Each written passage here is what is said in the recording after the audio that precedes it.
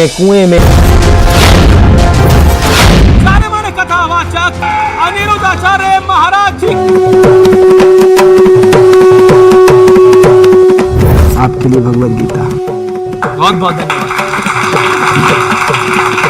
जो गर्त में है, जो गलत है, उन्हीं को सुधारने के लिए संत होते हैं। तो आपको लगता सलमान खान गलत थे? भाई मैं तो मिट्टी से नहाता हूँ। थोड़ा चेहरा तो नहीं हो सकता, तो फेस वॉश से लग रहा है सर। क्या कंट्रोवर्सी क्यों है? क्योंकि आपकी रिसर्च ही नहीं है। आपका एक बयान सामने आता है जिसमें आपने कहा कि आजकल की जो बहुएं हैं चाइनीज माल है। मैं भी एक बहू हूँ, क्या मैं चाइनीज माल हूँ? सॉरी। तो आपने एक गाना सुना होगा, ब्लू है पानी पानी, उसमें लड़कियां कितने कम कपड़े पहनी। एक सेकंड, रोक।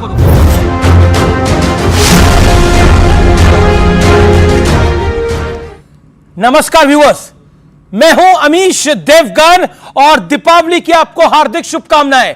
और दीपावली के मेगा खास शो में आपका अभिनंदन है। आज का यह शो बेहद खास है क्योंकि आज हमारे साथ एक बेहद खास मेहमान है। युवाओं के बीच इनका स्वैग अलग ही है, यानी सुपरहिट है। सोशल मीडिया पर इनकी फैन फॉलोइंग हर दिन हर रोज पुराने रिकॉर्ड तोड़ रही है। दूसरी तरफ इनसे जुड़ी कंट्रोवर्सी भी खूब चर्चा में रहती है क्योंकि ये कई बार ऐसे बयान देते हैं कि खुद फंस जाते हैं और कई बार इन्हें माफी तक मांगनी पड़ जाती है। हालांकि इनकी फैन लिस्ट काफी लंबी है जिसमें बुजुर्ग भी हैं, युवा भी हैं, महिलाएं भी हैं और अब तो बच्चे भी शामिल हैं। ये पैदा तो मध्य प्रदेश में हुए लेकिन वृंदावन को इन्होंने अपनी कर्म भूमि बना लिया। इनकी पॉपुलैरिटी इतनी बढ़ गई है कि इन्हें बिग बॉस से स्पेशल इनविटेशन मिला और नाना करते हुए ये वहां भी पहुंच गए। ये हिंदुत्व का नया चेहरा बनकर उभर रहे हैं। इन्हें आप सनातन का यंग फेस भी एक तरह से कह सकते हैं। अब तो आप समझ ही गए होंगे आज हम किन के साथ संवाद करने वाले हैं। जोरदार तालियों के साथ अभिनंदन करिए राधा रानी के अनंत भक्त का, जाने माने कथावाचक, जन सेवा के लिए मशहूर अनिरुद्ध आचार्य महाराज जी का।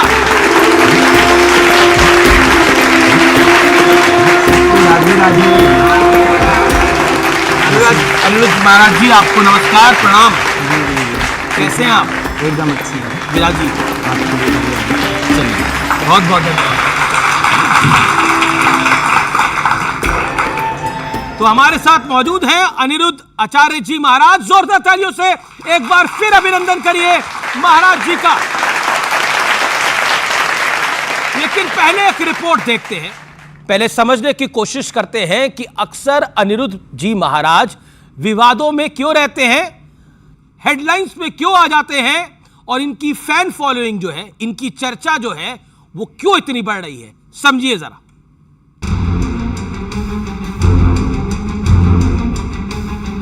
कल ही आई थी बिग बॉस की पूरी टीम। कितने पैसे रख रहे थे? करोड़ों, लेकिन मैंने मना कर दिया।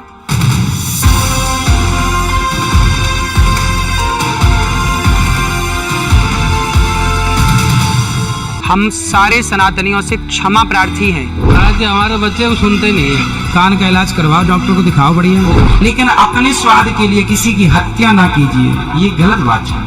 नहीं, आदमी नहीं खाया अभी तक। कौन सी कक्षा में हो? 10वीं। कोई आपसे प्यार क्यों करे? ये मान रहे हैं कि ये आदमी मेरा बाप है। क्या कन्फर्म किया आपने कभी? हो सकता है आपकी माँ झूठ बोल रही हो।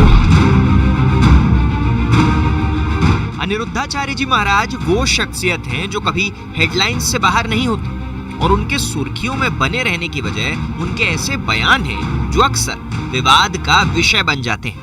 गुटखा बेचने वाले हेलीकॉप्टर में चले, आपको दिक्कत नहीं है। वो बड़ी बड़ी मर्सिडीज गाड़ियों में चले, उन्हें दिक्कत नहीं है। पर संत लोग समाज को सही मार्गदर्शन देने वाला यदि मर्सिडीज में चल रहा है तो लोगों के पेट में दर्द होने लग जाता है कि ये भाई बाबा कहीं चल रहा है मर्सिडीज में। तुम भेजते हो स्कूल, भेजो स्कूल जाकर ही तुम्हारा बेटा शराब पीना सीखता है, सिगरेट पीना सीखता है और रिलेशन लिव इन में रहना सीखता है। भले ही अनिरुद्धाचार्य जी महाराज अपने विवादित बयानों की वजह से मशहूर हैं, लेकिन उनके द्वारा दिए जाने वाले भागवत उपदेश से लाखों लोग सनातन धर्म ध्वजा संभाले हुए हैं। हमें फर्क नहीं पड़ता कि आप हमारे बारे में क्या कह रहे हैं। हमारी उम्र के बच्चे, मेरी आयु 33 साल है, 33 साल के बच्चों को मैं देखता हूँ, वो अपने बाप के टुकड़ों पर पल रहे हैं। कुछ बच्चे जिस उम्र में भारत का नौजवान नशे में डूब करके बाप की संपत्ति लुटा रहा है, उस उम्र में ये दास 280 वृद्धमाओं की सेवा कर रहा है। दिवाली के पावन मौके पर न्यूज 18 के स्टूडियो में अनिरुद्धाचार्य जी महाराज आज प्रभु श्री राम की शिक्षा का दर्शन सबके बीच रखेंगे। साथ ही उन विवादों पर भी अपना पक्ष रखेंगे जो उन्हें अक्सर विवादों के केंद्र में लाकर खड़ा कर देता है। तो हमारे साथ मौजूद है अनिरुद्ध आचार्य जी महाराज, आपका अभिनंदन है एक बार फिर से। हमारे साथ मौजूद है विवेक श्रीवास्तव, मेहरुद्दीन रंगरेज जी, एक नेता लेफ्ट हैं, एक AIMIM के साथ जुड़े हुए हैं। मेरे साथ कपिल कक्कड़ है जो कि तर्कशास्त्री है। मेरे साथ BK त्यागी जी है, उनका भी अभिनंदन है, जो कि जाने माने साइंटिस्ट हैं। और मेरे साथ एक और मेहमान है गोपाल शरण जी, छोटे गुरु जी, उनका भी अभिनंदन है। तो जोरदार तालियों के साथ आप सबका भी अभिनंदन है। तो महाराज जी, संवाद को शुरू करा जाए अगर आपकी अनुमति हो तो। शुरू किया जाए। अनिरुद्ध जी महाराज, आप धर्म से हिंदू हैं, कर्म से धर्मगुरु हैं, फिर भी आप विवादों के सेंटर में क्यों आ जाते हैं? देखिए, जो बात कही जाती है वो तो समाज हित, राष्ट्र हित के लिए कही जाती है। कुछ लोगों को बात अच्छी नहीं लगती तो वो उसे विवादित बना देते हैं, और वो बात जो विवादित नहीं है उसे भी विवाद के श्रेणी में डाल करके और विवाद एक खड़ा कर दिया। यानी आप कह रहे हैं मैं विवाद करता नहीं, विवाद हो जाते हैं। विवाद करता नहीं, विवाद हो जाता, बात ठीक कह रहे हैं आप जी।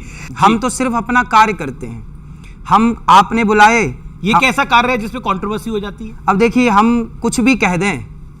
अब हमने कहा कि बिस्किट, भाई बिस्किट किट मत खाओ, बिस्किट है नुकसानदायक है। अब उसमें भी लोगों ने उसे विवाद बना दिया कि देखो बिस्किट खाने से मना कर रहे हैं। आप खुद बिस्किट खाते हैं? नहीं खाते? हम तो नहीं खाते।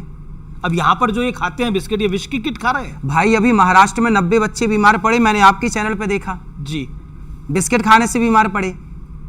तो हम अंकुरित अनाज क्यों ना खाएं, हम अच्छी चीजें क्यों ना खाएं? हम क्यों, हमारे पुराने बाप दादे क्या खाते थे? पर जिसका जो मन हो वो खाए। अब यहाँ पे विवेक श्रीवास्तव जी है, विवेक श्रीवास्तव जी है, ये बिस्किट खाते हैं, अभी विष की किट खा रहे हैं। ये डेली बिस्किट खाते हैं, 2-4 पैकेट खा जाते हैं डेली। मैं कोई कंट्रोवर्शियल बात नहीं करता, लेकिन मैं ये कहता हूं कि धर्म गुरु क्यों कंट्रोल करना चाहते हैं लोगों के जीवन को? क्या वो खाएं, क्या वो पहने, कब वो उठें, ये स्वतंत्रता आप क्यों नहीं देना चाहते हैं? अच्छा ये बताइए, हमारे ऋषियों ने आखिर आयुर्वेद शास्त्र बनाया ना, उसमें बताया ना कि क्या खाएं क्या ना खाएं। हमारे यहाँ देखिए, क्वार करेला कातिक दही, मरहो न तो परहो सही, ये ऋषियों ने बनाया ना कि क्या खाओ क्या ना खाओ, कब ना खाओ। अगर बनाया है और सभी संत खाते हैं तो राम भद्राचार्य जी को अस्पताल जाने की नौबत ना आती ना। आप अलग चले गए, नहीं, आप मार्ग से हट गए। नहीं, मैं बीमार तो सब पड़ सकते। देखिए, ये प्रकृति है, बात समझिए। हाँ। ये प्रकृति है, हम सब ईश्वर के संसार में भेजे प्राणी हैं, और प्रकृति का सामना सबको करना। लड़कपन सबका आएगा, जवानी सबकी आएगी, बुढ़ापा सबका आएगा, मरना भी सबको पड़ेगा। लेकिन आप घुट घुट के क्यों मरे? अच्छा काम करके मरे, है ना। जो अच्छे से रहेगा, आप अच्छी चीजें, पहले के लोग 100 साल तो सामान्य जीते ही जीते थे। आज भारत की औसत आयु मैंने सुनी कि 66 साल की है ना, 60 और 66 के बीच की है। क्यों घट गई? आज व्यर्थ की चीजें, चाउमीन, बर्गर, पिज्जा, ये बच्चे खाएंगे तो इनकी बुद्धि कहाँ विकसित होगी? आप कहते हैं कि आयुर्वेद को फॉलो करिए, साइंस को फॉलो मत करिए, ये कह रहे हैं क्या आप? साइंस को फॉलो, साइंस क्या है? हमारे यहाँ सबसे पहला विमान किसने बनाया? राइट ब्रदर्स ने। कब बनाया? 1903 में सफल परीक्षण किया। क्या हमारे शास्त्रों में रावण के पास पुष्पक विमान का जिक्र नहीं है? क्या भागवत जी में कामक विमान का जिक्र नहीं है? कामक विमान, पुष्पक विमान जैसा उल्लेख यदि हमारे शास्त्रों ने किया है तो कहीं ना कहीं उसकी टेक्नोलॉजी थी, उस आधार पे किया है। कई तर्कशास्त्री तो ये मानते नहीं है। ओके, कपिल कक्कड़, आपका एक छोटा सा सवाल, बोलिए। कंट्रोवर्सी क्यों है? क्योंकि आपकी रिसर्च ही नहीं है। आपने थोड़ा सा, किसी ने आपको कुछ बोला, आपने वो लोगों के सामने, चलो बताओ, रावण के पास पुष्पक विमान था, कामक विमान था। एक स्टोरी है, कॉन्सेप्ट है, उसको आप छोड़ दीजिए, साइंस नहीं है। आप नाना करते हुए बिग बॉस में पहुंच गए, विवाद बढ़ा तो आपने कहा मैं आशीर्वाद देने गया था। तो मैं वो बाइट सुना देता हूं कि जो आपने कहा था कि आखिरकार आप क्यों गए हैं, सुन लेते हैं। जब मैंने मना कर दिया तरीके से, कई बार, 50 बार मैंने कलर्स के ऑफर को, बिग बॉस के ऑफर को मैंने ठुकराया। कलर्स वालों ने कहा, उनकी टीम ने कहा उस घर में नहीं आ रहे हैं तो कोई बात नहीं, जो 18 लोग बिग बॉस के घर में जा रहे हैं उन्हें आशीर्वाद देने के लिए आ जाइए। तो जो बिग बॉस में जाने वाले जो लोग थे मैंने उन्हें आशीर्वाद दिया। सवाल है कि वहां जाने की आपको सलाह किसने दी, ये एक सवाल है। और एक आपके जो विरोधी हैं, आपको जो आपके जो क्रिटिक्स हैं, वो कहते हैं कि आप बनावटी हैं। देखिए ऐसा है, मैं बिग बॉस में तो गया ही नहीं, आप सबको पता है खूब अच्छे से। मुझे बिग बॉस में जाने का ऑफर था अंदर, जो 3 महीने का कार्यक्रम होता है, बोले आप अंदर आइए 3 महीने के लिए। मैंने मना किया, मैं अंदर नहीं आता।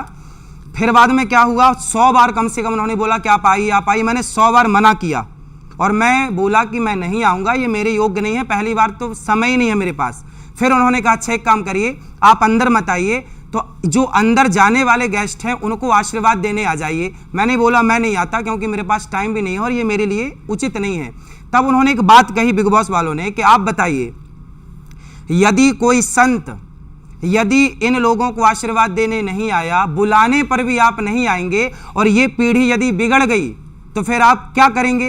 तो उन्होंने कहा कि आपको आना चाहिए और इन्हें सही बात करनी चाहिए। तो मुझे लगा कि शायद उन्हें जाकर के सही मार्गदर्शन देना चाहिए, तो मैं वहां गया और जो लोग वहां अंदर जा रहे थे मैंने उनको कहा कि ये बिग बॉस नहीं, इसे संस्कारी बॉस बना के आना है आप लोगों को।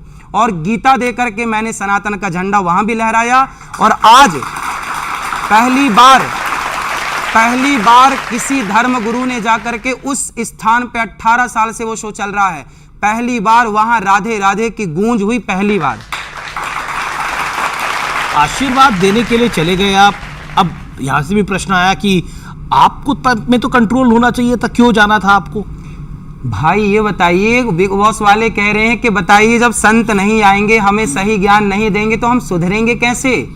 संत हमारे तो ऋषि मुनि वैश्याओं को जाके सुधार के ले आए। गलत लोग, संतों का काम है अच्छी जगह नहीं गलत जगह ही जाके सही। हम आपको क्या सुधारें? आप तो ऑलरेडी सुधरे हैं। जो गर्त में है, जो गलत है, उन्हीं को सुधारने के लिए संत होते हैं। तो आपको लगता सलमान खान गलत थे, उनको सुधार? भाई वहां जो आए लड़के, उन्हें तो सही मार्ग दिखाना हमारा कर्तव्य है, हमारा सही। और हमने सलमान भाई को भी भगवत गीता पकड़ाई कि भाई इसे पढ़ के आप अपना भी कल्याण करो। जी मैं ये पूछना चाहता हूँ, आप बिग बॉस कितनी देर रहे और आपके उतनी देर में रहने में क्या वहां पे, क्योंकि जो आप प्रवचन देते हैं वो तो आप बिल्कुल वहां की जो रहना सहना है उससे बिल्कुल विपरीत बात करते हैं। वहां का जो ट्रेडिशन है, वहां की जो बोलचाल है और जो वहां की सोच है वो तो बहुत मॉडर्न और बहुत कई बार तो हर एक चीज को पार कर जाती है। जी। तो आपने 5 मिनट में या 1 दिन में ऐसा क्या वहां पे झंडा गाड़ दिया कि वो सब अब बिल्कुल ही फर्स्ट क्लास हो जाएंगे, सनातनी हो जाएंगे और वो हर एक चीज जो आपने कहा है उसको फॉलो करने की कोशिश करेंगे? अरे भाई, और एक चीज, सुशांत सिंह राजपूत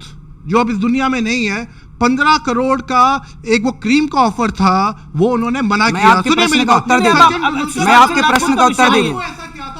मैं आपके प्रश्न का उत्तर दे दूं। मैं आपके प्रश्न, आप ये पूछे आपको पैसे मिले नहीं? मैं आपके प्रश्न का उत्तर दे दूं। इन्होंने कहा कि आप 5 मिनट 10 मिनट 1 घंटे में वहां पे क्या बदलाव कर देंगे, ये सवाल है आपका। अरे भाई, कोरोना वाले मरीज को जरा टच कर लेने से कोरोना हो जाता है, तो सत्संगी के जाने से वहां सब लोग सत्संगी क्यों नहीं हो सकते? वाह जी। चलिए अब अगले प्रश्न पे आते हैं। अच्छा, मेरे पास एक तस्वीर भी है वहां की, और वहां की मेरे पास तस्वीर है और उस तस्वीर को मैं दिखा देता हूं। और उस तस्वीर में क्या है उसकी भी झलक देख लेते हैं। आपकी घड़ी बहुत महंगी है, ऐसा कहा जा रहा है कि ये 2 लाख रुपए से भी महंगी घड़ी है। ये देखिए, आप देख लीजिए कितने की है। हमें तो अलग है, ये अलग है। हमने तो, आपने दे दी तो पहन ली, उन्होंने दे दी तो पहन ली। हमें तो जो दे देता है वो पहन लेते। दुपट्टा आपने दे दिया, हमने ओढ़ लिया। सब जो दे देते हैं वो पहन लेते हैं, इसमें क्या है? आप घड़ी देख लीजिए कितने की है। भाई जो दे, आप 10 लाख की दे दो, मैं 10 लाख की घड़ी पहन लूंगा। महाराज जी, आपने बोला कि रियलिटी शो वाले पीछे पड़ गए इसलिए मैं चला गया। आपके कॉमेडी शो वाले भी पीछे पड़ गए थे, लाफ्टर शेफ्स वाले, वहां पे भी आप चले गए थे। मतलब इन रियलिटी शो वालों में आपको क्या ऐसी यूएसपी दिख रही है कि वो आपको बुलाना चाह रहे हैं बार बार? अब देखिए, वो मेरे को क्यों बुलाना चाहते हैं, अच्छा प्रश्न किया आपने। बॉलीवुड के लोग मेरे को क्यों बुलाना चाहते हैं, उसके पीछे की गणित ये समझिए कि इकलौता ये दास अनिरुद्ध ही है जो बॉलीवुड की सबसे ज़्यादा वो बातें सामने लाता है जो गलत हैं। जैसे दाने दाने में केसर कदम, वो गुटखा बेचते हैं। जीना अगर ज़रूरी है तो पीना बहुत ज़रूरी है, मुझे पीने का शौक़ नहीं, पीता हूँ गम भुलाने को। इस तरह के गाने बना के शराब को प्रमोट कर रहे हैं, जंगली रमी डाउनलोड करा रहे हैं बड़े बड़े सुपर डुपर स्टार। मैं कहता हूँ कि 70 सालों में हमारे देश में मुगल आए, मुगलों ने इतना नुकसान नहीं पहुंचाया भारत को, अंग्रेजों ने इतना नुकसान नहीं पहुंचाया भारत को जितना 70 साल में बॉलीवुड ने भारत को नुकसान पहुंचाया। ये बात मैं जब कहता हूं तो बॉलीवुड सुनता है और बॉलीवुड को लगता है कि ये बंदा सही बोल रहा है, खाली सुनते हैं, मानते भी हैं। सही बोलता है तो सही बोलता है तो वो बुलाते हैं, और मैं जाता हूं इसलिए कि शायद मेरे कहने से ये लोग गलत का प्रचार करना छोड़ दें और भगवत गीता का प्रचार करना स्टार्ट कर दें। तो आपको लग रहा है कि आपके जाने से बदलाव आएगा? अरे बदलाव ना आया होता तो हम यहाँ बैठ के क्या कर रहे हैं, वो बदलाव के ही तो प्रमाण हैं। जी, आप बातें तो बहुत अच्छी बना लेते हैं और संवाद नहीं लेते, सच्चाई है, और संवाद भी बहुत अच्छा कर लेते हैं। लेकिन आजकल आपने मैरिज ब्यूरो भी खोला हुआ है। क्या? जिसकी मैरिज ब्यूरो भी खोल लिया है, जिसकी चाहे आप शादी कराना चाह रहे हैं, आप सलमान खान के पीछे पड़े हुए हैं कि शादी करिए, और जिम्मेदारी उठा लिया आपने। हाँ तो मैंने बोला कि मैं ढूंढ के दे दूंगा लड़की, ये भैया बैठे हैं ढूंढ देंगे। जी हाँ जो आप शादी का भी आप ले लेंगे काम, आप जो है धर्म का भी ज्ञान ले लेंगे, आप जो है क्या नाम है फिल्म वालों का भी, उन पे भी आप जो है मतलब आप चाहते हैं कि हर जगह जो है मेरा वर्चस्व बना रहे। तो वर्चस्व बनाने की बात नहीं है, समाज को सही दिशा देने की बात। का काम होता है अपने धर्म का प्रचार और प्रसार करना, ना कि किसी के खिलाफ कोई टिप्पणी करना या ऐसे सुर्खियां। देखिए आप अच्छा काम करिए, सुर्खियां आपके पास खुद चलकर आएंगी और लोग भी आपके पास चलकर आएंगे। जब तक आप सुर्खियों के लिए काम करते रहेंगे, देखिए कुछ दिन दिखाती है मीडिया भी और लोग भी कुछ दिन सुनते हैं, उसके बाद फिर जब लोगों को लगता है कि ये तो कोई कॉमेडी हो रही है तो वो फिर बैक हो जाते हैं। जी ओके, आपका कोई सवाल नलिनी? सवाल है गुरुजी कि आपने कहा कि आप शादी का भी पूरा जिम्मेदारी लेते हैं, तो आपका एक बयान सामने आता है जिसमें आपने कहा कि आजकल की जो बहुएं हैं चाइनीज माल है, कोई गारंटी नहीं है इनका। मैं भी एक बहू हूं, क्या मैं चाइनीज माल हूं? अब सवाल आया ये। देखिए चाइनीज नहीं, ऐसा होता, मैंने ये कहा कि देखो जो बहुएं संस्कारी होती हैं वो परिवार को लेके चलती हैं, लेकिन जो बात बात में बिगड़ जाती हैं, बात बात में गुस्सा होके घर भाग जाती हैं। बीवी का काम है सिर्फ मुंह पे उंगली लगा ले, ना, पति का भी काम है कि थोड़ा चुप रहे। चलिए, पति का भी काम है कि थोड़ा चुप रहे, लेकिन जो बार बार बिगड़ जाए तो चाइना मॉडल ही बिगड़ता है बार बार, चाहे वो पुरुष हो चाहे वो स्त्री, जो बिगड़ जाए वो चाइना मॉडल है। जी, लेकिन आपने ये जो मतलब आप ये मैरिज ब्यूरो की बात जो आपको मैंने सवाल पूछा, क्या आपको लगता है ये जो शादी का चक्कर है इसमें आप सबको क्यों फंसाना चाहते हैं? सब खुश हैं, ऐसे ही रह रहे हैं लोग साथ में, आप उस लिव इन रिलेशनशिप के भी खिलाफ हैं? तो लिव इन बिल्कुल गलत है, हमारे संस्कारों के बिल्कुल खिलाफ है।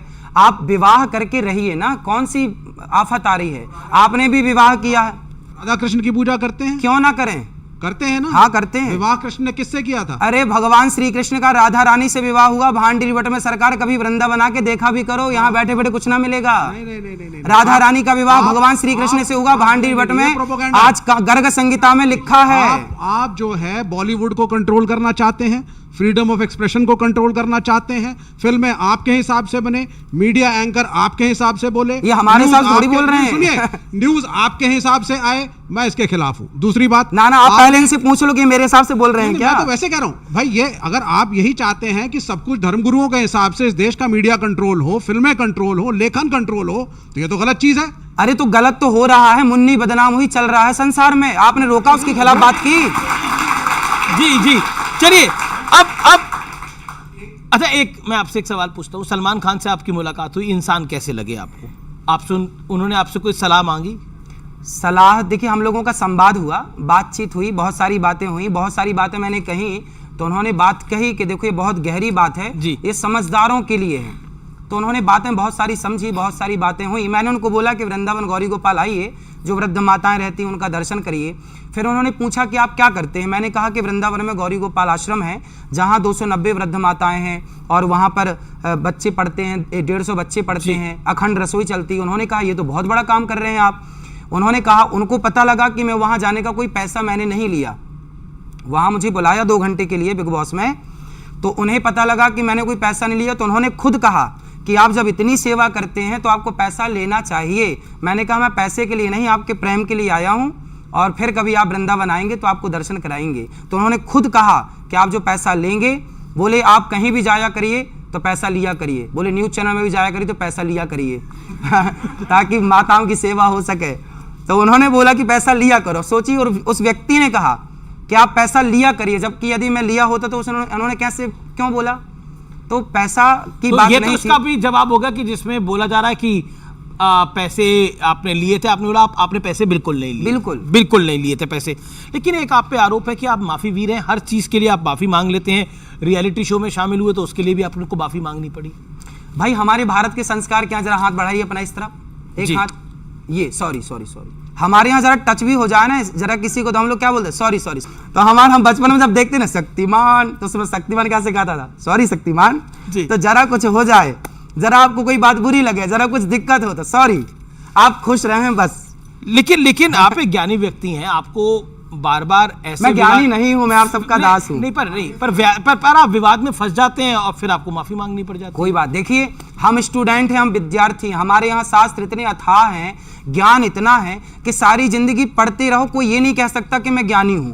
आपने ये जो भगवान कृष्ण और भोलेनाथ का रिश्ते की बात करी, इस पर आप कुछ कहना चाहते हैं? इस पे देखिए, वो तो विवाद यूं ही लोग खड़ा कर देते हैं, कोई वीडियो तो कोई एविडेंस किसी के पास है नहीं, कुछ भी, बस विवाद करना है, हमने कुछ बोला विवाद करना है तो लोग बात कर देते हैं। कोई आप कह रहे हैं कि ऐसा कुछ हुआ ही नहीं, कुछ एविडेंस ही नहीं किसी के पास। जी, लेकिन अगला आरोप आप पर यह है कि राजनीति में जातिगत जनगणना की बात बहुत हो रही है, आप इससे सहमत हैं, असहमत हैं? नहीं, मैं सहमत बिल्कुल नहीं हूं। क्यों? भाई ये बताइए, क्या हमारे मुसलमान भाइयों में सिया सुन्नी की जाति गणना होती है? तो फिर हिंदुओं में ब्राह्मणों की, क्षत्रियों की जाति जनगणना क्यों हो? आप सीधा ये करो ना कि भारत में हिंदू कितने हैं, मुस्लिम कितने हैं, सिख कितने हैं, ईसाई कितने हैं, यहूदी कितने हैं, पारसी कितने हैं, ये बात हो। ब्राह्मण, क्षत्रिय, यादव, जाट कितने हैं, ये क्यों जनगणना हो? भाई हिंदू कितने हैं ये जान लो, जातियों में विभाग मत करो वरना लड़ जाएगा। जी, सवाल विवेक जी, छोटा सवाल जी। जो सदियों से अत्याचार किया सवर्णों ने दलितों के ऊपर, किसने किया? बैकवर्डों के ऊपर। एक सेकंड नहीं, एक सेकंड,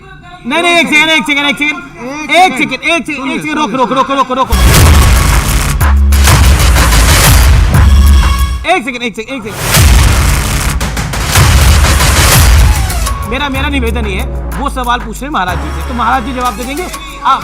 नहीं, एक सेकंड, आपको मौका दे रहा हूं, आपको इसके बाद मौका दूंगा मैं।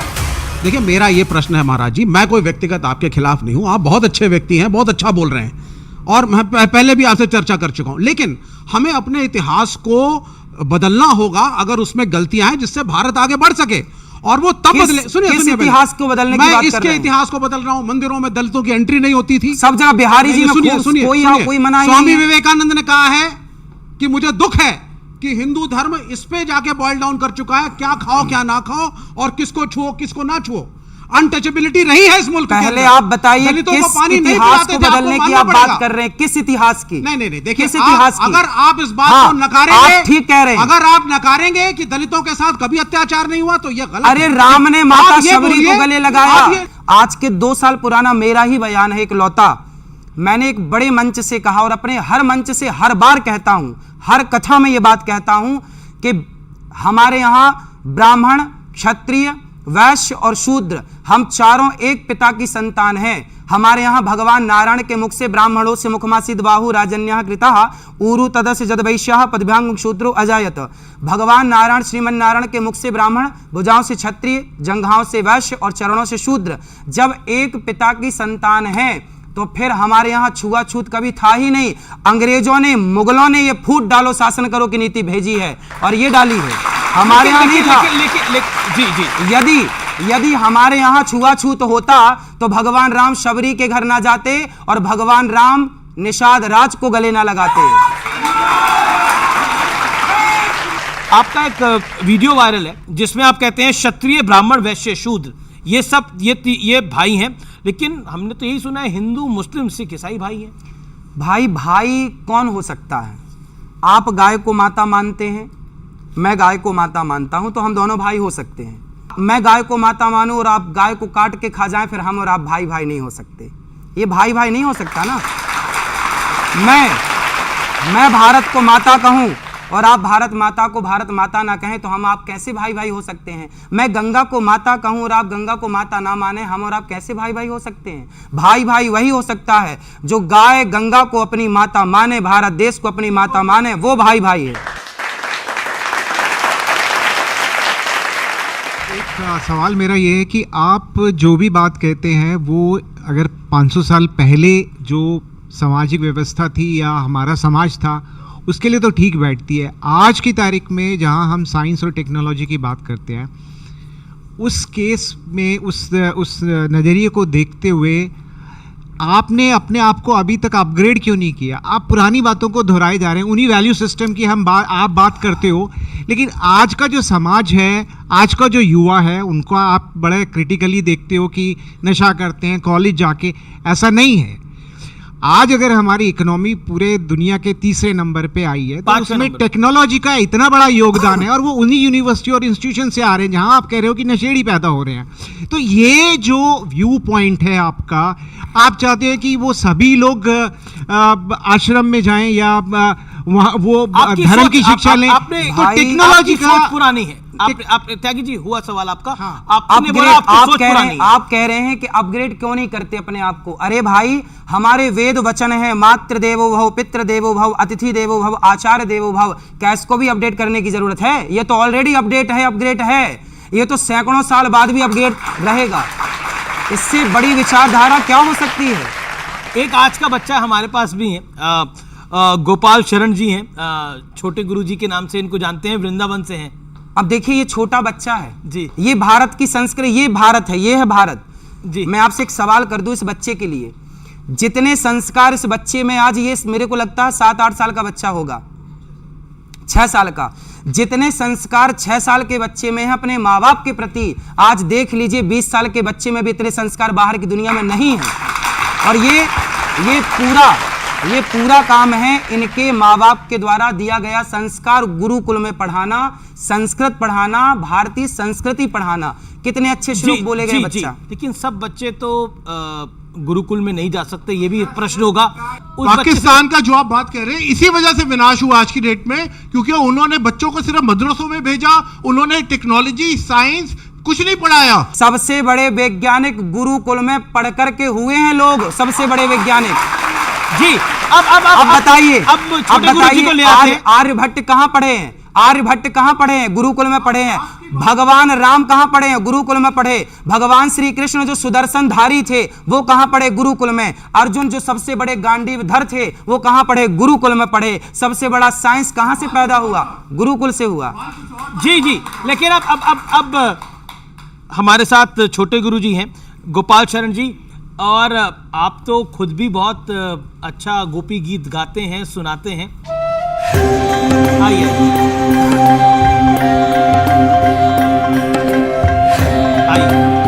आप यहां भी रहते हैं, अब सुनाइए, जोरदार तालियां जी, सुनाइए। इस गीत का नाम गोपी गीत कैसे पड़ा मैं आपको बताता हूँ। ठाकुर जी सब गोपियों के साथ और राधा रानी के साथ रास रच रहे थे, तो गोपियों को अभिमान आ गया, देखो ठाकुर जी हमारे साथ रास रच रहे हैं, हम कितने सौभाग्यशाली हैं। तो ठाकुर जी अंतर ध्यान हो गए और फिर गोपी ने रोके इस गीत को गाया, इसलिए इस गीत का नाम पड़ा गोपी गीत। जयति तेदिकं जन्मना व्रज श्रेतेन्द्रा सस्वदत्रहि दैत्य दृश्यतां दिक्षुतावकाशत्वदृता सवस्त्वां विचिन्वते सरदुदासै साधुजाति स सरसिजोदर श्रीमुसादृशा सुरथनाथते शुल्कदासिका वरधनिक्नतो नेह किं वध। बहुत बढ़िया। आप कुछ पूछना चाहते हैं अनिरुद्ध आचार्य जी? बहुत सुंदर। देखिए, हम तो बड़े प्रसन्न हैं। देखिए, ये भारत की संस्कृति है, ये बच्चे भारत का भविष्य हैं। और ये बच्चे, आप ये मत सोचिएगा कि केवल इस संस्कृत जानते हैं और वेद पुराण ही जानते हैं, ये बच्चे ही आगे चल के विज्ञान को भी जानेंगे, अंतरिक्ष को भी जानेंगे। यही बच्चे और तरीके से जानेंगे, यही बच्चे आगे चल के सैटेलाइट भी बनाने की क्षमता रखेंगे। चलिए जोरदार तालियां इस बालक के लिए। आपने कन्वर्जन की बात करी। आपने कहा कि साहब लोग कन्वर्ट हो रहे हैं। एक तरफ अनिरुद्धाचार्य जी महाराज जिनके इतने फॉलोअर्स हैं वो जातिवाद को कहते हैं साहब है ही नहीं, डिस्क्रिमिनेशन कभी हुआ ही नहीं। लेकिन सच्चाई ये है जातीय डिस्क्रिमिनेशन हुआ, इसीलिए लोगों ने धर्म बदला। कभी सुनिए, हुआ मदर होता तो टेरेसा, राम जी सुनिए, शबरी को मैं गले बस ना 10 सेकंड लगाते, बोलूंगा, समझो तो। बस 10 सेकंड बोलूंगा।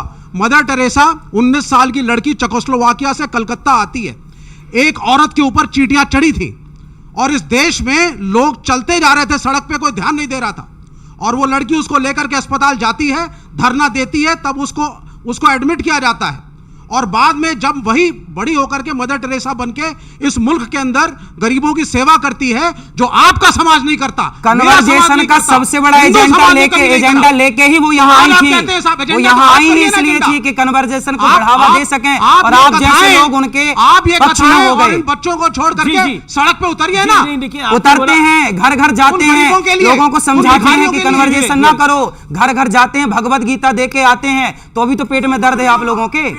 एक सेकंड विवेक जी, पेट में क्या जाएगा? ये ले अपनी कंट्री। अरे तो 30,000 लोग गौरी गोपाल में रोज खाते हैं फ्री में, सबके लिए रसोई खुली है। विवेक जी, धर्मवाद और हमारे वामपंथ में यही एक टकराव है। आप कभी मजदूरों, गरीबों, उन सड़क छापों की बात नहीं करते जो सड़क पे भूखा मरता है। आप केवल बात करते हैं, हम तो घर भी जाते हैं, गले लगाते हैं। देखिए, बार बार सनातन की बात करते हैं। सनातन का सबसे बड़ा केंद्र हाल फिलहाल में अयोध्या रहा, श्री राम लला का मंदिर वहां पे बन गया, लेकिन श्री राम मंदिर को जिस पॉलिटिकल पार्टी की सरकार ने बनाया, वो वहां से सरकार, वो चुनाव हार गई। कोई बात नहीं, फिर जीत जाएगी जी। अच्छे काम करते रहो, लगे रहो, हो जाएगा। उत्तर प्रदेश के मुख्यमंत्री हैं और मठाधीश भी हैं, मठाधीश्वर भी हैं गोरखनाथ पीठ के। वो कहते हैं कि बटोंगे तो कटोंगे। क्या सही है, आपको लगता है? बिल्कुल, जहां सुमति तहां संपत्ति नाना, जहां कुमति तहां विपत्ति निदाना। एक झाड़ू बहुत सारे तिनकों से जोड़ के बनाई जाती है और वो सारे कचरे को साफ करती है, पर वही झाड़ू यदि बिखर जाए तो स्वयं कचरा हो जाती है। हमारे देश में अंग्रेजों ने क्या नारा दिया? फूट डालो, शासन करो। यदि संगठित होता सनातन, हिंदू संगठित होते, तो क्या मजाल थी मुगलों की और अंग्रेजों की कि भारत को गुलाम बना सकते। वो तो बट गया जातवाद में, और उसी जातवाद में आज नेता लोग बांट रहे हैं। अब मेरा अगला सवाल है, आप बार बार कहते हैं कि जो फिल्म वाले हैं वो धर्म के लिए कुछ नहीं करते। अब एक और एक्टर हैं पवन कल्याण, उप मुख्यमंत्री हैं वो आंध्र प्रदेश जैसे बड़े राज्य के। अब जब तिरुपति बालाजी के अंदर लड्डू में जब गड़बड़ निकल के आई, तो उन्होंने तो बाकायदा एक यात्रा करी, और वो तो सनातन के लिए बहुत कुछ करते हैं। अब वो भी तो इसी फिल्म इंडस्ट्री का हिस्सा है। देखिए, जो लड्डुओं में मिलावट की गई है वो षड्यंत्र के तहत हुई है, वो बिल्कुल गलत है जी। बिल्कुल उससे अपराधी को दंडित किया जाना चाहिए, जो भी अपराधी हैं। लेकिन अगला सवाल मेरा आपसे ये है कि आप स्वैग वाले बाबा हैं, आप सोशल मीडिया पे खूब वायरल हो जाते हैं। स्वैग का मतलब समझते हैं ना, मतलब आपका मतलब एक तरह से एक बड़ी फैन फॉलोइंग है, लेकिन आपके वीडियोस वायरल हो जाते हैं। आपकी बातें धर्म कर्म वाली नहीं होती, वायरल होने वाली होती हैं। तो ये स्वैग क्यों है? अरे भाई, धर्म कर्म वाली बातें सुनने का टाइम कहाँ है। आजकल तो लोग 10 सेकंड की वीडियो सुनते हैं, उसी से आकलन कर लेते हैं कि बात कैसी है, सही है कि गलत है। आजकल पूरा सुनने का टाइम किसे है? पूरी बात सुन लेते हैं। मेरे पास एक आप ही की एक बाइट है, आइए सुना देते हैं आपको। हम एकादशी के दिन कोलगेट कर सकते हैं? कॉलगेट? हाँ, उसमें नमक बताया जाता है। कॉलगेट तो कभी नहीं करना चाहिए, एकादशी के दिन क्यों? अब आपने बोला कोलगेट ही नहीं करना चाहिए, ब्रश ही ना करे आदमी, तो क्या क्यों करे? करे? दातून का जमाना था, दातून कर लो भैया, सब सबसे लोगों को उत्तम। दातून आपके मसूड़े मिलेगी कहाँ मस्त पर? रहेंगे, अब स्वस्थ शहरों में रहेंगे। दातून कहाँ से आएगी? कोई बात नहीं, तो हल्दी, नमक और सरसों का तेल डालिए और मिक्स करके ब्रश में लगा के कर लीजिए, आपके दांत कभी दांतों में दर्द ही नहीं होगा। आप ब्रश से करिए, हल्दी, नमक और सरसों का तेल। अरे मैं करता हूँ सरकार, मैं मिट्टी से नहाता हूँ और सरसों के तेल उसी से दे रहे हैं, उसे आपको भी अपने अंदर भी तो उतारना पड़ेगा। आप आप करते हैं तो वो भी डालिए सोशल मीडिया पे। हाँ, डालेंगे, डालेंगे। अपने नहाते हुए की तस्वीरें डालें सोशल मीडिया पे। आप अपने लिए तो ये आज की सुविधा के अनुसार चाहिए। मेहरुद्दीन जी लोगों को जो है ये कह रहे हैं भैया, पहले ले जाना चाहते हैं। मेहरुद्दीन जी, आप क्या चाहते हैं? अपने नहाते हुए की तस्वीर डालें। अब यही दिखाना बाकी है। भाई, मैं तो मिट्टी से नहाता हूँ। अच्छा, आप क्या कह रहे हैं? आप क्या कह रहे हैं? मैं गुरुजी पूछ रहा हूँ, आप साबुन से नहाते हैं या मिट्टी? बाल भी मिट्टी से धुलता हूँ, मिट्टी, मुल्तानी मिट्टी। इतना गोरा चेहरा तो नहीं हो सकता, तो फेस वॉश से लग रहा है सर, मिट्टी से तो नहीं हो सकता। आप आइए, अब आप कहो तो मैं आपको गिफ्ट कर मुझे समझ में नहीं आ रहा, मुझे ये समझ में नहीं आ रहा, आप इनके नहाने के पीछे क्यों पड़ गए हैं? कभी साबुन, कभी नहाते हुए। ठीक है, वहां पे साइंटिस्ट साहब है, छोटा सवाल त्यागी साहब, छोटा सवाल। देखिए, इसमें आप फिर वही पुराने उस पे लेके जा रहे हैं। अब आप बताइए कि आपने घड़ी टाइम कीपिंग के लिए मॉडर्न घड़ी ली हुई है, मोबाइल भी आपके पास, तो पुराने टाइम में तो ये नहीं था। क्यों पुराने टाइम पर कोणार्क मंदिर नहीं था? 1400 साल पहले बना था, 10 के नोटों में उसकी फोटो छपी, वो भी समय बताता था। ये साइंस था हमारे यहाँ। अब उसको हम घड़ी में ले आए तो क्या करें? हम वहां जाएं देख रहे हैं, ये ना करें। बताइए ना, ये तो आप बताओ मुझे, आपने अडॉप्ट किया ना मॉडर्न स्टाइल। आप क्या चाहते हैं ना करें? नहीं तो आप क्या चाहते हैं? तो कोलगेट भी तो वही बात आपका, अरे भाई कोलगेट विदेशी कंपनी, हम भारत का रहने वालों, भारत को प्रमोट करो ना, भारत की चीजों को। जी, मेरा अगली बात सुन लेते हैं।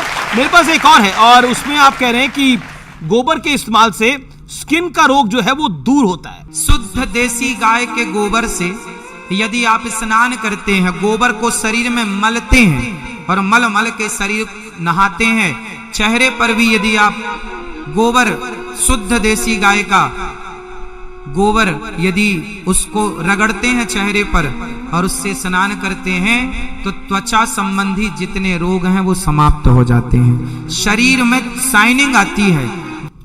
जी, जितने यहाँ हमारे आचार्य ब्राह्मण जन बैठे हैं, पूछिएगा, ये परंपरा रही है हमारे यहाँ। श्रावणी त्योहार होता है ब्राह्मणों का, उस श्रावणी में हमारे यहाँ गाय के गोबर से, गौमूत्र से, गौरज से स्नान करने की परंपरा हजारों सालों से रही है।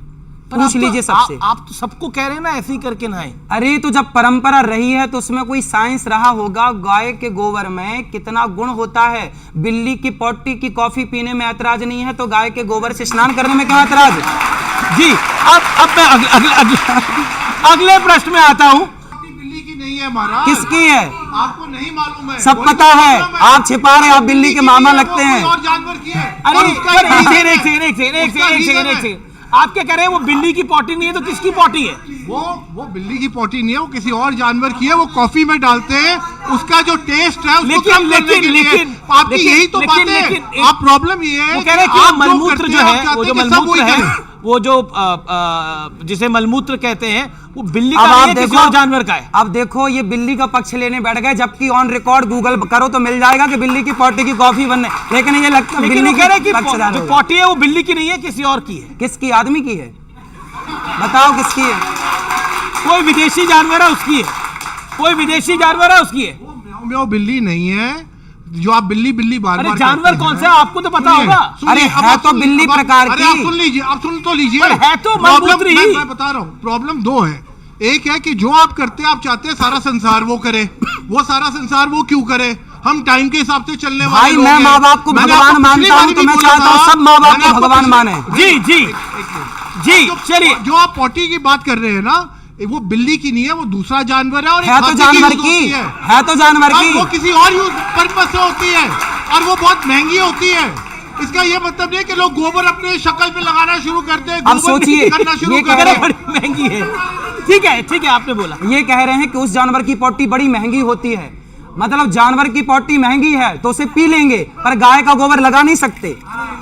जी जी, चलिए अब मैं अगले प्रश्न पर आता हूं कि आपको लोग कहते हैं कि आप बहुत स्वैग का, जो मैंने बात बोली थी, आपका स्वैग इसलिए आप बहुत बड़ी महंगी गाड़ी पे घूमते हैं। एक तस्वीर है मेरे पास जिसमें वो गाड़ी करोड़ों रुपए की है, उस गाड़ी पे आप घूम रहे हैं, वो तस्वीर देख लेते हैं। अब ये बहुत महंगी गाड़ी है। ये मेरी नहीं है भगवान, जिसके यजमान के घर जाता हूं। अब मैं आपके स्टूडियो में बैठा हूं तो कोई कह रही है अनिरुद्धाचार्य जी का स्टूडियो, ये मेरा हो गया क्या? भाई, मैं यजमानों के घर जाता हूं तो वो अपनी गाड़ी से ले जाता है। खुद आप डिफेंडर में घूम रहे हैं। आप मेरी गाड़ी नहीं है, आप दिला दो मेरे को ये गाड़ी। जी जी, मैं कह रहा हूं कि आप खुद डिफेंडर में घूम रहे हैं, स्मार्ट वॉच डालते हैं। ये यजमान की है। अभी तो घूम ही रहे हैं ना। मैं कह रहा हूं खुद आप डिफेंडर में घूम रहे हैं, स्मार्ट वॉच डालते हैं, एक अच्छी घड़ी भी डालते हैं, कोई 2 लाख 4 लाख की घड़ी डालते हैं, लेकिन बाकी लोगों को कहते हैं मोह माया से दूर रहिए। ना, मैं कभी नहीं कहता कि मोह माया से दूर है। मैं कहता हूं कि बेटा खूब मेहनत करो, खूब पैसा कमाओ और खूब समाज की सेवा करो। अच्छा, बच्चे कितने अच्छे हैं आपकी राय में? सब अच्छे बच्चे। भगवान, हमारे यहाँ बच्चों को भगवान का दर्जा दिया गया है। बच्चे भगवान हैं और बच्चे बिल्कुल सच्चे हैं। बच्चे ठाकुर जी और क्या है। जी, आपने बच्चों के ऊपर क्या बोला, ये सुना देते हैं आपको। और मेरी बेटी है, ये भी मेरी सुनती नहीं है, ना पढ़ती है, बस फोन देखती है। अच्छा, ऐसा है। कितने बच्चे हैं आपके? एक ही है, ये ली। अच्छा, तो उसके आसपास कोई और बच्चा नहीं है? नहीं। तो समस्या तो ये है ना कि बच्चों को बच्चे भी तो चाहिए ना खेलने के लिए, इसलिए आप और बच्चा दो उसको। अब बताइए गुरुजी। हाँ तो अच्छा है। जनसंख्या को नियंत्रण करने की बात हो रही है, आप कह रहे बच्चा और कर अरे लो। भाई कम से कम एक है, एक बच्चे को कहाँ खेलेगा, किसके संग खेलेगा भैया? गजब कर रहे हैं आप भैया। अरे दो, कम से कम 2 बच्चे तो हों कि आपस में भैया खेल लें, साथ में रहें। तो 1 से भले 2, 2 से भले 3। जब भैया लोग हमारे 10-10 बच्चे पैदा करते तो हम 2-4 तो कर ही सकते हैं।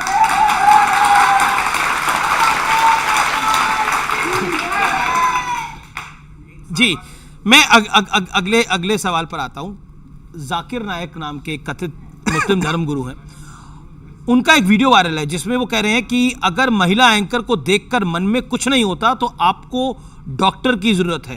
आपको ये विचार कैसा लगता है? क्या होना चाहिए, क्या भाव आना चाहिए, किस भाव की बात कर रहे हैं वो? वही, अब वो तो अब आप प्रश्न यही है। हमारे यहाँ तो देखिए ये है कि कोई भी महिला दिख जाए, उम्र में बड़ी है तो वो हमारी माँ है, बराबर की है तो बहन है, और छोटी है तो हमारी बेटी है। माँ का भाव जागना चाहिए, बहन का भाव जागना चाहिए, बेटी का भाव जागना चाहिए। एक आपका वीडियो वायरल है जिसमें आपने बोला कि जैसे कपड़े होंगे सामने वाले का एक्शन और आचरण भी वैसा ही होगा। ये क्यों बोला आपने? कैसा कपड़ा? जैसे कपड़े होंगे वैसे ही सामने वाले का आचरण होगा। कपड़े कोई भी डाले, कोई शॉर्ट्स डाले, कोई कपड़े मर्यादित होने चाहिए। हमारा कहना यह है कि कोई भी व्यक्ति हो, चाहे कहीं का हो, तो कपड़े तय क्यों करेंगे आप? स्त्री हो पुरुष हो। एक सेकेंड। वाह, हाँ ये मर्यादित हैं। जो अच्छा सुनो मैं बताऊं। अच्छा एक सेकेंड छोटा सवाल। कौन निर्णय लेगा क्या मर्यादित क्या ना मर्यादित? जीन्स मर्यादित है, स्कर्ट मर्यादित है, साहब शॉर्ट्स मर्यादित है। साहब द्रौपदी के कपड़े उतारे गए, द्रौपदी के कपड़े उतारे गए थे तो महाभारत हो गया था। और आज देखो कपड़ा पहनने को कह रहे हैं हम बेटियों को, तो ये भड़क रहे हैं, ये परेशान हो रहे हैं। बेटियों के ऊपर छोड़ दीजिए। एक मिनट, इसका मतलब ये हुआ ना, ये महिला सशक्तिकरण का जमाना है। इसका मतलब ये हुआ, पर सुन लीजिए जी। एक लड़की को भैया, इसका मतलब ये हुआ कि नारियों को अर्धनग्न देखने की इच्छा आप लोगों की है। लेकिन मेरा प्रश्न, एक सेकंड, लेकिन मेरा प्रश्न, नारी निर्णय लेगी उसे क्या पहनना है क्या नहीं। ये पॉइंट मर्दों को बदलनी चाहिए, अपने लड़कों को सुधारने का। बिल्कुल ये बात आपकी जायज है। एक सेकंड माइक हटाइए, एक सेकंड। आप पहले प्रश्न का जवाब तो आ जाए। एक सेकंड, ये तो माई बॉडी माई चॉइस है। किसी का मन करेगा तो वो शॉर्ट्स डाले, किसी का मन करेगा तो वो जीन्स डाले, किसी का मन करेगा तो वो धोती डाले, किसी का मन करेगा वो कुर्ता डाले, किसी का मन करेगा तो कि वो गंजी में घूमे तो वो गंजी में घूमे, कुछ भी डाले। अच्छा ये बताओ, सब पाने का अधिकार है। मैं आपसे पूछूं कि कपड़ा पहना क्यों जाता है? शरीर ढकने के लिए। अरे तो जिस कपड़े से शरीर ढके ही ना, तो फिर कपड़े पहनने का अर्थ क्या निकला? अब समाज में कुछ लोग, देखो ऐसा हुआ, कुछ लड़कियों को ऐसे, जो भैया की विचारधारा है, ये कहते हैं कि कुछ भी पहने। अब देखो आपने एक गाना सुना होगा बॉलीवुड का, ब्लू है पानी पानी, उसमें लड़कियां कितने कम कपड़े पहनी और कितना गलत दिखता है वो अपनी माँ के साथ। आप नहीं देख सकते, आपकी बहन, आप बहन के साथ नहीं देख सकते।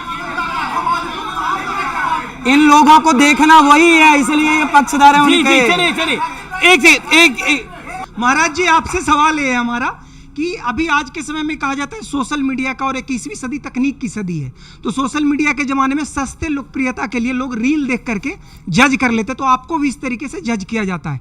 तो मेरा आपसे एक अनुरोध है, और कब तक ऐसा देखने को मिलेगा कि आप रील से बाहर हो जाओ?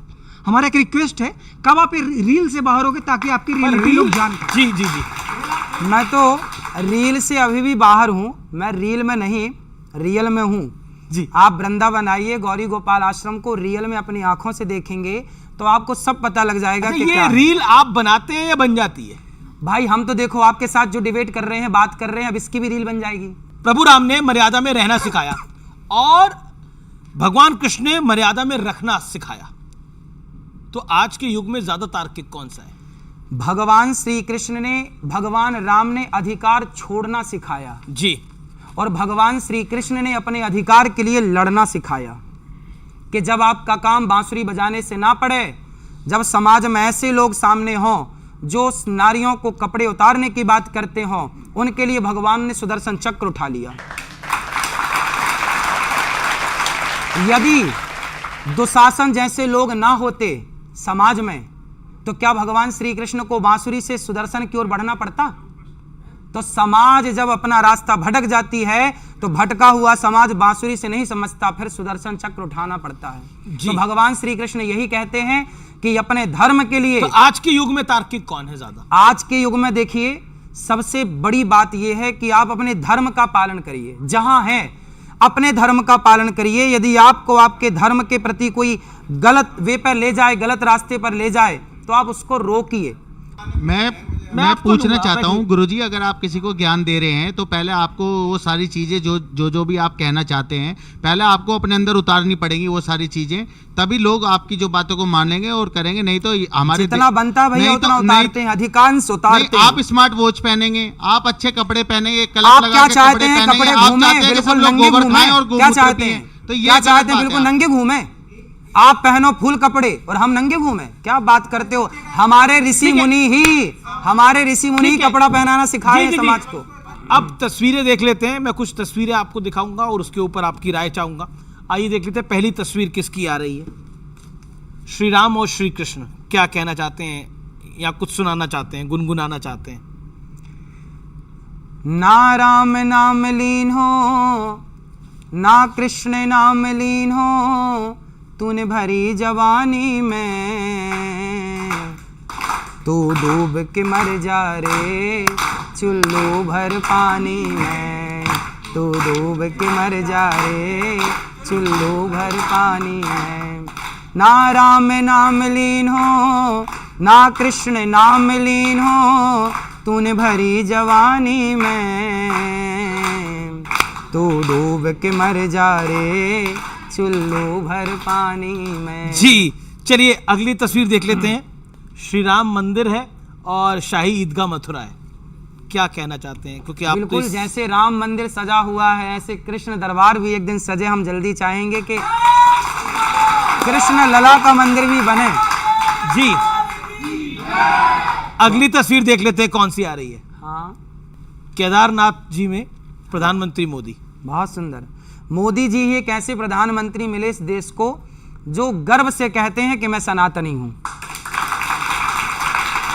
लेकिन इस बार उनकी शक्ति थोड़ी कम रह गई। नहीं तो कम है तो फिर हम सब सहयोग करेंगे तो फिर बढ़ जाएगी। जी चलिए अगली तस्वीर देख लेते हैं किसकी आ रही है। राहुल गांधी जी भी महाकाल के मंदिर में पूजा कर रहे हैं। जी ठीक है, ये भी सीख रहे हैं धीरे धीरे, सनातन को सीख रहे हैं, जान रहे हैं। अब कब तक सीख पाएंगे ये तो ये खुद ही बताएंगे। जी चलिए आप हमारे स्टूडियोज में आए, आपने इतना में समय दिया, इसके लिए आपका बहुत बहुत धन्यवाद। मैं आचार्य जी को, छोटे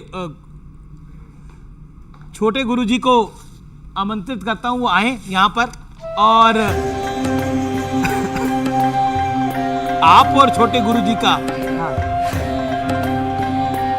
कुछ अगर आप गुनगुना दें चलते चलते। बैठो बेटा, बैठिए आप। बिल्कुल चलते चलते सुनाइए, भजन सुनाइए।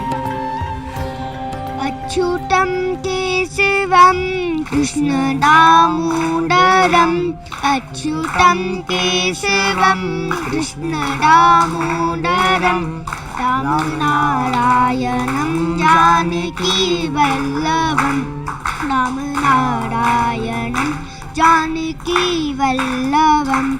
कौन कहता है भगवान आते नहीं, कौन कहता है भगवान आते नहीं, तुम मीरा के जैसे बुलाते। बहुत बहुत शुक्रिया, बहुत बहुत शुक्रिया आपका हमारे साथ जुड़ने के लिए। तो आज के इस विशेष कार्यक्रम में इतना ही, बहुत बहुत धन्यवाद, नमस्कार।